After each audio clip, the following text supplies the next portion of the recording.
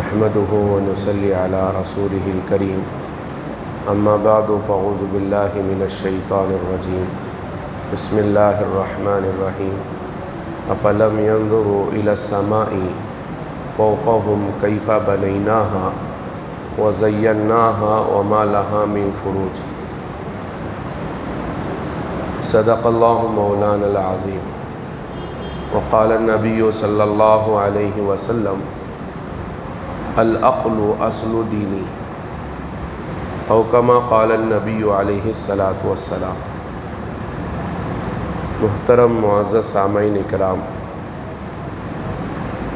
کل میں نے آپ حضرات کے سامنے عقل سے متعلق کچھ باتیں بیان کی تھی۔ فرمایا نبی علیہ الصلاۃ والسلام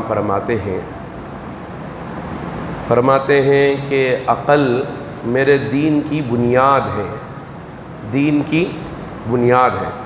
پیارے آقا جناب محمد عربی صلی اللہ علیہ وسلم فرماتے ہیں العقل اصل دینی، عقل میری دین کی اصل ہے، بنیاد ہے۔ یعنی اللہ تبارک و تعالیٰ کے یہاں عقل کے ذریعے سے آدمی کو اللہ اجر عنایت فرماتے ہیں، اس کا بدلہ اللہ تعالیٰ عنایت فرماتے ہیں۔ اس لیے مومن بندے کو چاہیے کہ اللہ سے عقل سلیم مانگا کرے، اللہ سے عقل سلیم مانگا کرے۔ حضرات علماء کرام نے عقل کی دو قسمیں بیان فرمائی ہیں، ایک ہے عقل معاد اور ایک ہے عقل معاش۔ عقل معاش یعنی وہ عقل جو آدمی کو دنیاوی اعتبار سے کسی بھی طریقے سے دنیا کمانے اور دنیا حاصل کرنے، دنیا کی طرف رغبت دلانے، اس بات کی کوشش کرتی ہے جسے عقل معاش کہتے ہیں، عقل معاش کہتے ہیں۔ وہ دنیا کی کسی بھی چیز میں جائے گی، وہ عقل اگر عقل معاش استعمال ہوگا تو کسی بھی طریقے سے وہ دنیا کو اپنے قبضے میں کرنے کی کوشش کرے گی۔ کتابوں میں بہت سارے واقعات لکھے ہیں کہ ایک صاحب تھے جو ہے شکر کا بزنس کیا کرتے تھے، اور جس قیمت پر وہ لیتے تھے اسی قیمت پر سامنے والے کو بیچ دیتے تھے۔ چونکہ سامنے والے کو اسی قیمت پر بیچتے تھے، ہول سیل لیتے تھے اور یہاں ریٹیل بیچ دیتے تھے، لوگوں نے پوچھا کہ تمہیں اس میں نفع کیا ہے، تمہیں اس میں نفع کیا ہے؟ تو ان صاحب نے کہا کہ میں جس قیمت پر یہاں سے شکر لیتا ہوں اس قیمت پر شکر تو بیچ دیتا ہوں، لیکن مجھے جو بوریاں شکر کی ملتی ہیں یہ بچ جاتی ہیں، چونکہ یہ کم قیمت میں کم داموں میں بیچا کرتے، لوگ زیادہ تر ان کے پاس آ کر لے کر جاتے، تو لگ بھگ جو ہے 100 بوریاں 200 بوریاں 500 بوریاں ان کے پاس بچ جاتی تھی، اور وہ 500 بوریاں بیچ کر وہ اپنا نفع کما لیتے۔ تو عقل معاش جو ہوتا ہے وہ دنیا کمانے کی طرف اور دنیا میں ترقی کرنے کی طرف چلتا ہے، چل پڑتا ہے۔ کتابوں میں ایک واقعہ لکھا ہے، ایک آدمی تھا، بہت مالدار تھا، لیکن جو ہے بڑا کنجوس تھا اور اپنے مال پر فخر بھی کیا کرتا تھا۔ ایک دن اس نے یہ سوچا کہ چلو کچھ لوگوں کا مذاق اڑائیں، تھوڑا لوگوں کے ساتھ کھلواڑ کریں۔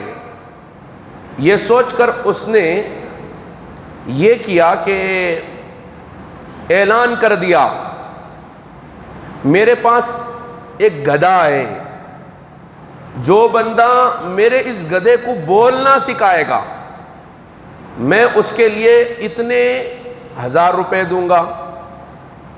میں اتنے 1000 روپے دوں گا. اس وقت میں درہم اور دینار چلتے تھے, میں اتنے درہم دوں گا. جب جو ہے لوگوں سے یہ کہتا تو لوگ حیران ہوتے, پریشان ہوتے کہ بھئی کیا کیسے جو ہے گدھے کو کیسے بولنا سکھائے, گدھا بھی کہیں بولتا ہے کیا. وقت گزرتا گیا, لیکن ایک آدمی تھا جو بڑا ذہین تھا, فطین تھا. وہ سوچا کہ کسی بھی طریقے سے اس سے پیسے نکالنے, چونکہ پہلے سے ہی پیسے نکالتا نہیں تھا اور دوسرا اب لوگوں کے ساتھ کھلواڑ کرنے کی کوشش کر رہا ہے, تو اس نے ارادہ کیا کہ میں کسی طریقے سے اس سے پیسے نکالوں. چنانچہ اس نے اس کے اس چیلنج کو منظور کر لیا, قبول کر لیا. کہا کہ میں گدھے کو بولنا سکھاؤں گا, گدھے کو بولنا سکھاؤں گا, لیکن میری 3 شرطیں ہیں. اگر تم میری 3 شرطیں پوری کرو گے تو میں تمہارے گدھے کو بولنا سکھا دوں گا. اس نے کہا کہ 3 شرطیں کیا ہیں؟ اس نے کہا کہ سب سے پہلی شرط یہ ہے کہ جو ہے گدھا تم اپنے پیسوں سے خرید کر دینے ہوں گے. اچھے سے اچھا گدھا تم اپنے پیسوں سے خرید کر دینا ہے. پہلی شرط تو یہ. دوسری شرط یہ ہے کہ چونکہ گدھا ہے, گدھے کو بولنا سکھانا ہے. میں جو ہے مجھے تقریباً 10 سال کی مہلت دینی ہوگی, 10 سال کی مہلت دینی ہوگی. تو اس نے کہا کہ مجھے منظور ہے, گدھا بھی میں خرید کر دے دوں گا اور 10 سال کی مہلت بھی دے دوں گا. تیسری شرط اس نے رکھی کہ تیسری شرط یہ رکھی کہ دیکھو جو انعام میں تم مجھے رقم دینے والے ہو گدھے کو بولنے کے بعد, گدھے کو بولنا سکھانے کے بعد, تو وہ رقم میں سے آدھی رقم ابھی دینا پڑے گا آپ کو. آدھی رقم جب جو ہے میں بولنا سکھا دوں گا اس وقت میں باقی آدھی رقم آپ دے دیں تو میں لے لوں گا اس وقت میں. اس نے چاہتا کیا نہ کرتا, منظور کر لیا. مسئلہ یہ تھا کہ اس نے بیوقوف بنایا تو اس بیوقوف بن گیا. لوگ بھی حیران تھے, پریشان تھے کہ بھائی یہ اتنا بڑا چیلنج کیسے قبول کر لیا, کیسے اس نے اتنا بڑا چیلنج قبول کر لیا. تو کہتے ہیں کہ اس نے وہاں سے پیسے لے لیے, گدھا لے لیا, اور لے کر جب نکل رہا تھا تو راستے میں لوگ پوچھ رہے تھے کہ تو کیسے جو ہے گدھے کو بولنا سکھائے گا. تو کہنے لگا دیکھو یہ بڑا کنجوس تھا, پیسے نکالنے کے لیے تیار نہیں ہوتا تھا. میں نے اس سے کیسے بھی کسی بھی طریقے سے پیسے نکالنے کے ارادے سے میں نے یہ چیلنج منظور کر لیا. اب 10 سال کی مہلت ہے, مجھے 10 سال کی مہلت ہے. 10 سال میں یا تو یہ خود مر جائے گا, اگر یہ نہیں مرے گا تو میں مر جاؤں گا, اگر میں بھی نہیں مر سکا تو ممکن ہے گدھا مر جائے گا. لیکن اگر یہ تینوں چیزیں نہ ہو سکی, میں بھی نہیں مرا, گدھا بھی نہیں مرا, اور جو ہے سامنے والا مناظر ہے وہ بھی نہ مرا, تو مدت پوری ہونے سے پہلے میں خود گدھے کو مار دوں گا اور آ کر کہوں گا کہ بھائی گدھا بولنے ہی والا تھا وہ مر گیا, بولنے ہی والا تھا مر گیا. مجھے بتانا یہ ہے کہ عقل معاش جو ہوتا ہے وہ دنیا کمانے کی جو شکل ہوتی ہے وہ کسی بھی طریقے سے دنیا کمانے کی طرف راغب ہوتی ہے. لیکن اللہ تبارک ایک دوسری عقل ہے, عقل معاد. یعنی عقل معاد اس عقل کو کہتے ہیں جو عقل کے اللہ تعالی حضرات انبیاء علیہ السلام کو عنایت فرماتے ہیں. عقل معاد, اسی عقل معاد کو عقل سلیم بھی کہتے ہیں. اسی عقل معاد کو عقل سلیم بھی کہتے ہیں کہ عقل معاد وہ ہے جو عقل ہم کو گناہوں سے روک دے, برائیوں سے روک دے, اور نیکیوں کی طرف ہم کو لے کر چلے, نیکیوں کی طرف رغبت دلائیں. تو فرمایا کہ وہ عقل معاد ہے اور عقل سلیم ہے, اور یہ عقل اللہ تبارک و تعالی حضرات انبیاء علیہ الصلوۃ والسلام کو عنایت فرماتے ہیں اور حضرات انبیاء علیہ السلام کی برکت سے سارے مومن بندوں کو جن کے دل میں سچا ایمان ہوتا ہے اللہ تعالیٰ انہیں عطا فرماتے ہیں۔ اور اس عقل معاد کے ساتھ ساتھ، عقل سلیم کے ساتھ ساتھ دو چیزیں اس عقل پر پردہ ڈالنے والی ہوتی ہیں۔ عقل پر عام طور پر جو پردہ پڑ جاتا ہے وہ دو چیزوں کی وجہ سے پردہ پڑ جاتا ہے۔ ایک شہوت کی وجہ سے، آدمی شہوت میں پڑ جاتا ہے، خواہشات میں پڑ جاتا ہے، دنیا کی رنگریلیوں میں پھنس جاتا ہے، تو وہ اپنے خواہشات کے پیچھے چل رہا ہے۔ تو حضرات علماء فرماتے ہیں عقل معاد جو ہوتا ہے اس عقل معاد پر یہ پردہ گویا کہ ایک پردہ پڑ گیا، جو اتباع، خواہشات کی اتباع کر رہا ہے، برائیوں کی طرف چل رہا ہے، اللہ کی نافرمانی کی طرف چل رہا ہے، نبی علیہ السلام کی سنتوں کو چھوڑ رہا ہے، تو یہ گویا کہ عقل معاد پر ایک پردہ پڑ گیا۔ اور دوسرا پردہ فرمایا کہ آدمی کو جب غصہ آ جاتا ہے، تو غصہ اتنی خطرناک چیز ہے کہ عقل معاد پر، یعنی جس عقل کے ذریعے سے اللہ کی رضامندی وہ حاصل کرنا چاہ رہا تھا، اس رضامندی کے حاصل کرنے پر پردہ ڈال دیتا ہے، ایسا پردہ ڈال دیتا ہے کہ وہ اپنے مقصد میں کامیاب نہیں ہوتا۔ اس لیے کہ غصہ شیطان کی ایک جال ہے جس کے ذریعے سے شیطان جو ہے انسان کے ساتھ ایسے کھیلتا ہے جیسے کہ میدان میں فٹ بال کھیلنے والا فٹ بال کے ساتھ کھیلتا ہے۔ غصے کے موقع پر مومن بندے کے ساتھ شیطان ایسے ہی کھیلتا ہے جیسے کہ میدان میں فٹ بال کھیلنے والا فٹ بال کے ساتھ کھیلتا ہے، جیسے چاہے اپنے پیروں سے فٹ بال مار رہا ہے، کبھی مشرق سے مغرب کی طرف، مغرب سے مشرق کی طرف۔ تو فرمایا کہ شیطان بھی ایسے ہی مومن بندے کے غصے سے کھیلتا ہے، غصے سے فائدہ اٹھاتا ہے۔ تو فرمایا کہ مومن بندے کو چاہیے کہ ان دو باتوں سے اپنے آپ کو بچائے رکھے، ایک تو شہوت سے اپنے آپ کو بچائیں اور دوسرے غصے سے اپنے آپ کو بچائیں۔ فرماتے ہیں اللہ کے نبی علیہ السلام نے فرمایا الکیس من دانا نفسا۔ دیکھیں عقل مند جو اللہ کے نبی علیہ السلام فرما رہے ہیں، اور یہ اس بات پر سارے علماء کا اور سارے ائمہ کا سب کا اتفاق ہے کہ حضرات انبیاء علیہ السلام کو اللہ تبارک و تعالیٰ کامل عقل دیتے، کامل عقل یعنی بھرپور عقل سے اللہ تعالیٰ نوازتے ہیں۔ روایات میں ایک واقعہ لکھا ہے کہ جنگ بدر کا موقع تھا، بدر کے موقع پر مشرکین کی طرف سے ایک جاسوس نکل کر آ گیا، صحابہ اکرام نے دیکھ لیا اور صحابہ نے پکڑ لیا، اس جاسوس کو پکڑ کر لائے اور لا کر صحابہ اکرام پوچھنے لگے کہ بتاؤ کتنے لوگ ہو تم، پوچھا جاتا ہے۔ صحابہ کو بھی جو ہے صحیح اندازہ اس وقت میں نہیں تھا کہ کتنے لوگ ہوں گے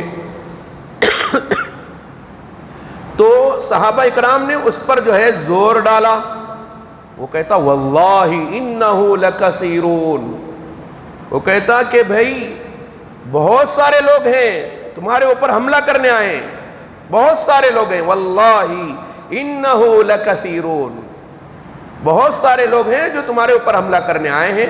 اس نے کہا کہ جب صحابہ نے ان پر زور ڈالا تو کچھ نہ کہا، تو اللہ کے نبی علیہ السلام کے پاس اس جو ہے بندے کو لے کر آئے۔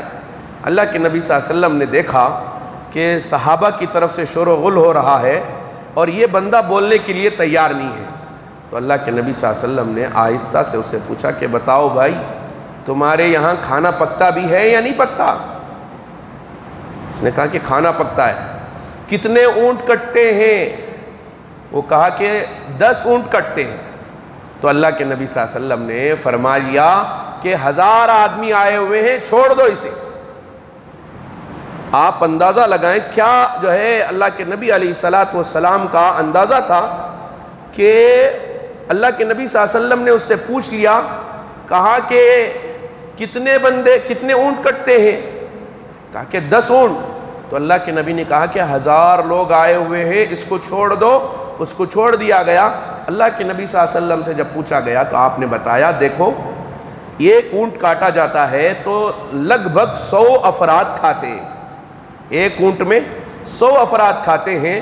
10 اونٹ کاٹا جا رہا ہے تو اندازہ لگا لو کہ 1000 آدمی ہوں گے جو میدان جنگ میں آئے ہوں گے مشرکین کی طرف سے۔ تو نبی اکرم صلی اللہ علیہ وسلم کو اللہ تعالیٰ نے کامل اور مکمل عقل اللہ تعالیٰ نے عنایت فرمائی۔ آپ نے وہ واقعہ بھی سنا ہوگا کہ ابھی نبوت کا اعلان نہیں فرمایا تھا، اللہ کے نبی علیہ الصلاۃ والسلام مکۃ المکرمہ میں آپ کو صادق اور امین کہہ کر پکارا جاتا تھا، اور مشرکین کعبۃ اللہ کی عظمت کیا کرتے تھے۔ جب کعبۃ اللہ کی اثر نو انہوں نے تعمیر کی تو حجر اسود کے رکھنے کا موقع آیا۔ تو جب حجر اسود کے رکھنے کا موقع آیا تو سارے لوگ سارے قبیلے والے یہ چاہ رہے تھے کہ حجر اسود کے رکھنے کا شرف ہمیں ملے۔ ہر خاندان والا یہی کہتا کہ حجر اسود کو اس کی جگہ میں ہم رکھیں گے، کوئی اگر دوسرا ہمارے مقابل آیا تو ہم اس کی گردن اڑا دیں گے، اس کے ساتھ جنگ کریں گے۔ ہر خاندان والا، ہر قبیلے والا، مکے کے اندر جتنے قبیلے تھے سارے قبیلے والے یہی آپس میں کہہ رہے تھے کہ ہم رکھیں گے، دوسرے قبیلے والے کہتے ہیں ہم رکھیں گے۔ آخر میں یہ فیصلہ طے ہوا کہ جو مسجد کعبۃ اللہ میں کل صبح سب سے پہلا آدمی جو کعبۃ اللہ میں آئے گا وہ ہمارا فیصلہ کرے، کعبۃ اللہ میں جو بندہ آئے گا وہ ہمارا فیصلہ کرے گا۔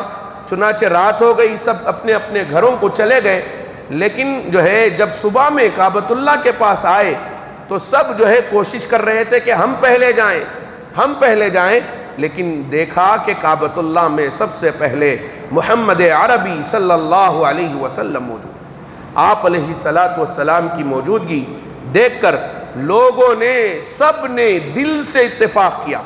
ابھی نبوت کا اعلان نہیں ہوا تھا، سب آپ کو صادق امین کہہ کر پکارا کرتے تھے۔ سب نے کہا کہ ہم کو منظور ہے کہ محمد عربی جو بھی فیصلہ کریں گے ہم اسے قبول کر لیں۔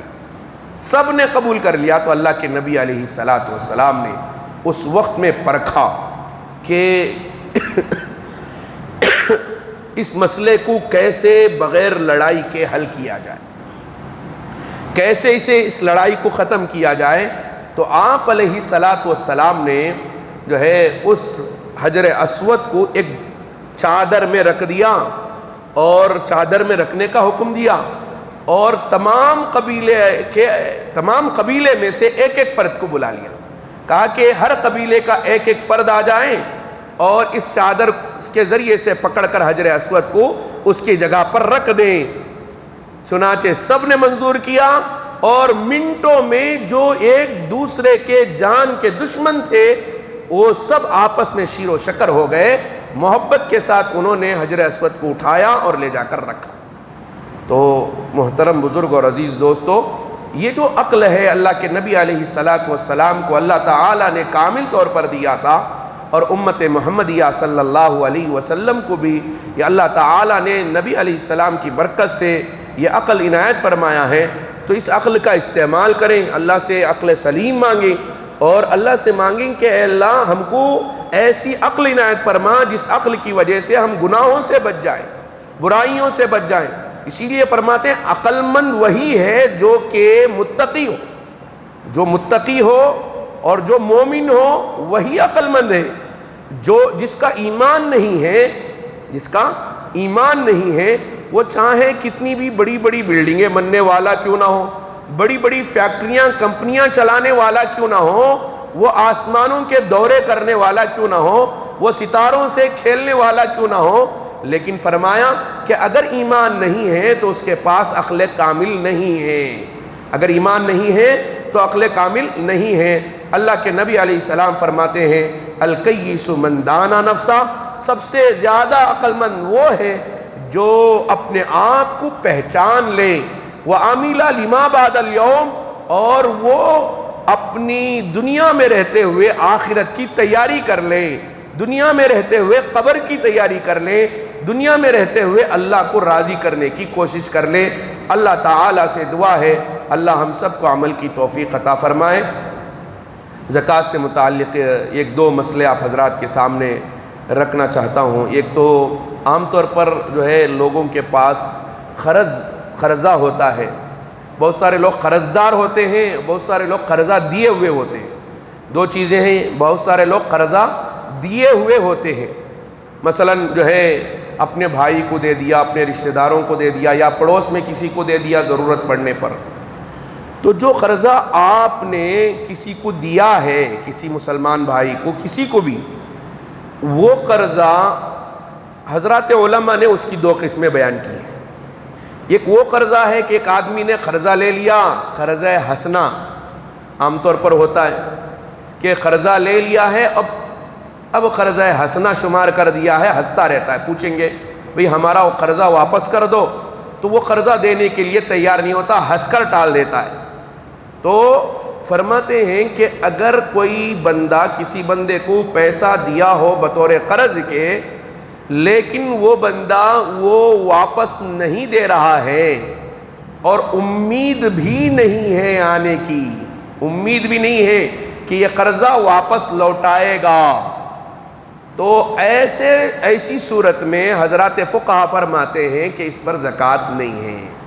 یہ امید ہو کہ قرضہ واپس اب نہیں آنے کا ہے، یہ تو ایسے ہی چٹ کر گیا ہے، ہضم کر گیا ہے، یہ دینے والا نہیں ہے۔ لیکن اگر کہیں امید ہو کہ یہ قرضہ واپس آئے گا، قرضہ واپس آئے گا، جو قرضہ جس میں امید یہ ہو کہ نہیں آئے گا تو اس میں تو زکوٰۃ نہیں ہے۔ لیکن ایسا ہوا کہ امید تو نہیں تھی، ایک دو سال کے بعد اس نے کچھ پیسے ہم کو واپس کر دیے، امید تو نہیں تھی بالکل، لیکن قرضہ دے دیا اس نے، تو جو قرضہ دیا ہے تو پھر وہ چونکہ امید نہیں تھی، سال ہا سال گزر چکے تھے، لیکن پتہ نہیں اللہ تعالیٰ نے توفیق دے دیا، اللہ نے اسے وسعت دے دی، اس نے وہ جو ہے رقم واپس کر دیا، تو حضرات فقہا فرماتے ہیں کہ اب اس بندے پر جب پیسہ آ گیا ہے تو پیسہ آنے کے بعد اس میں مال پر زکوٰۃ ہے، پیسہ مل جانے کے بعد اس کے پاس ایک سال گزرنے کے بعد اس پر زکوٰۃ ہے، سال کی زکوٰۃ نکالے۔ لیکن ایک قرضہ وہ ہے کہ امید ہے آنے کا کہ وہ دے دے گا واپس، تو فرماتے ہیں کہ جس قرضے پر ہمیں امید ہے اس قرضے کی زکوٰۃ نکالنا ہمارے اوپر لازم ہے، فرض ہے۔ چاہے تو آپ جو ہے پیسہ ملنے کے بعد نکالیں، پیسہ جس کے پاس ہم نے قرضہ دیا ہے اس کا وہ پیسے جب لوٹائے گا تو جیسے ہی ہمارے ہاتھ میں پیسے آئیں گے تو پچھلے سالوں کی زکوٰۃ، فلاں سال میں اتنی زکوٰۃ نکلتی تھی، فلاں سال میں اتنی زکوٰۃ نکلتی تھی، یہ جو ہے ترتیب کر کر حساب لگا کر زکوٰۃ نکالیں، یا نہیں تو جو ہے اپنے پیسے جو اپنے جیب سے، قرضہ تو اس کے پاس رکھا ہوا ہے اور امید بھی ہے کہ اس کے پاس سے قرضہ آئے گا، اس لیے جو ہے ابھی سے ہم اس کی زکوٰۃ نکال دیں گے، 1,00,000 روپے ہے تو 2,500 روپے اس کی زکوٰۃ نکال دیں، تو ایسے بھی زکوٰۃ نکال سکتے ہیں۔ یا اگر آپ کو سہولت نہیں ہے، آپ پیسہ ملنے کے بعد زکوٰۃ نکالیں گے تو اس طرح سے بھی نکالنے کی اجازت ہے، گنجائش۔ یہ تو قرضہ لینے کا تھا، لیکن جو ہے ہم لوگ، بہت سارے لوگ وہ ہوتے ہیں جو قرضہ لیے ہوئے ہوتے ہیں، تو وہ قرضہ چکانے کا مسئلہ آتا ہے، زکوٰۃ کا بھی رمضان آ جاتا ہے، عام طور پر رمضان میں زکوٰۃ نکالتے ہیں، حالانکہ زکوٰۃ کا رمضان سے کوئی تعلق نہیں ہے، وہ سال گزرنے پر زکوٰۃ فرض ہوتا ہے، لیکن چونکہ رمضان میں ایک فرض ادا کرنے کا 70 فرضوں کا ثواب اللہ عنایت فرماتے ہیں، اس لیے عام طور پر لوگ رمضان میں زکوٰۃ ادا کرتے ہیں، تو فرماتے ہیں اس کی بھی 3 قسمیں ہیں، اس قرضے کی 3 قسمیں ہیں کہ زید نے عمر سے 10 لاکھ روپے لیے ہیں اور ایسا قرضہ لیا ہے کہ 10 لاکھ روپے وہ بغیر کسی مدت کے یہ کہہ کر لیا ہے کہ مجھے جب سہولت ہو جائے گی تب میں آپ کو لوٹا دوں گا، فوراً دینے کا صدقہ، فوراً دینے والا قرضہ نہیں ہے، فوراً دینے والا قرضہ نہیں۔ بہت سارے ہوتے ہیں رشتہ داروں میں لے لیتے ہیں، بھائی بھائی سے لے لیا، رشتہ داروں میں کسی نے کسی کو دے دیا، دوستوں میں دے دیا، اور کہہ دیا کہ بھائی تو پریشان نہ ہو، جب تک تجھے سہولت نہ ہو جائے گی تب تک تو مجھے قرضہ نہ لوٹانا، بول کر دے دیتے۔ تو اگر ایسا قرضہ ہے کہ ہم نے پیسہ لے لیا ہے، 10 لاکھ روپے لے لیے ہیں، اور ہم کو اس بات کا اختیار ہے، ہم جو ہے آرام سے ان کو قرضہ لوٹا سکتے ہیں، تو ایک قرضہ تو یہ ہوا۔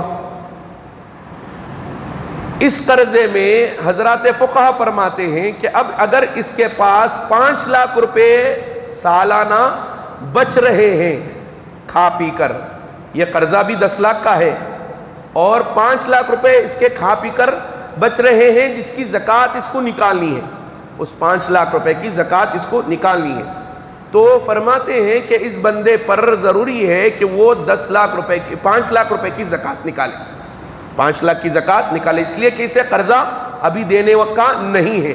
اگر دینا ہی ہے تو فوراً دے دے، 5 لاکھ روپے اٹھا کے دے دے، اس کو دے دے گا تو پھر زکوٰۃ ہی دینے کا نہیں رہے گا، زکوٰۃ ہی لازم نہیں ہوگا۔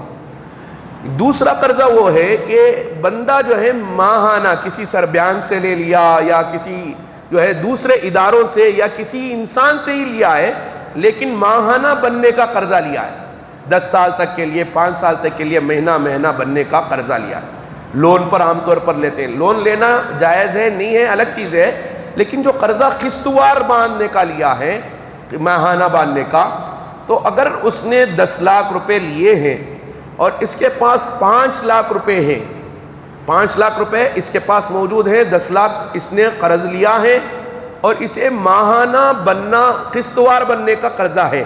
اب قسط وار وہ 1-1 لاکھ روپے بنتا ہے، قسط وار 1-1 لاکھ یا 50-50 ہزار روپے کا حساب کر لیں، 50-50 ہزار روپے اگر بنتا ہے تو حضرات فقہا فرماتے ہیں کہ ایسے وقت میں وہ 1 سال کا قسط، 1 سال میں جتنا قسط باندھنا ہے اسے 1 سال میں، یعنی 12 مہینے باندھنے کے لیے جتنے لاکھ روپے ہوتے ہیں، 10 لاکھ کا قرضہ ہے، تو اب وہ جو ہے تقریباً جو ہے 50-50 ہزار روپے بنے گا، 12 مہینے میں 6 لاکھ روپے ہوں، تو 6 لاکھ روپے اس میں سے منہا کرے گا، یعنی 6 لاکھ روپے ہٹا دے گا، تو 6 لاکھ روپے ہٹا کر باقی جو پیسے اس کے پاس بچے ہیں، اس باقی پیسوں کی زکوٰۃ وہ نکالے گا، باقی پیسوں کی وہ زکوٰۃ نکالے گا۔